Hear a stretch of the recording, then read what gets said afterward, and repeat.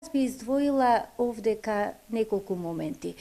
Прво и основно, кога ќе се прелиста граматиката на Круме Кепески, ќе се забележи дека всушност оваа граматика представува алка меѓу оние јазичници и граматики што се пишувале во 19 век, како на пример слогница речовска од нашиот Ѓорѓе Апулески, и оние современи граматики кои што почнаа, односно кои што се пишуваа во втората половина од 20 век.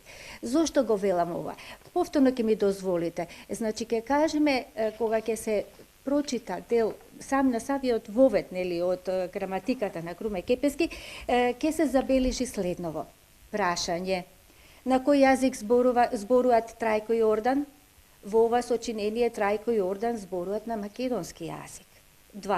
Ами од која народност се тие? Тие се македонци. Што е народ? Народ се вика и така натаму.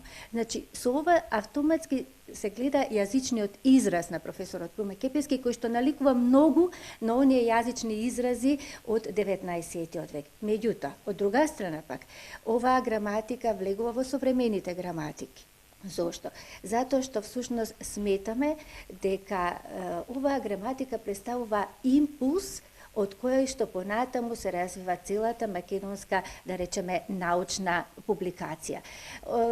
Оваа концизна граматика Кепески ја направил наменски, затоа што самиот, како што вели, бил гимназиски професор и согледал како учениците се борат со писменоста, нели, за да се описменат, и тој сметал дека ако состави една ваква куса граматика и концизна со нели определени правила, дека полесно ќе се усвои стандардниот македонски јазик.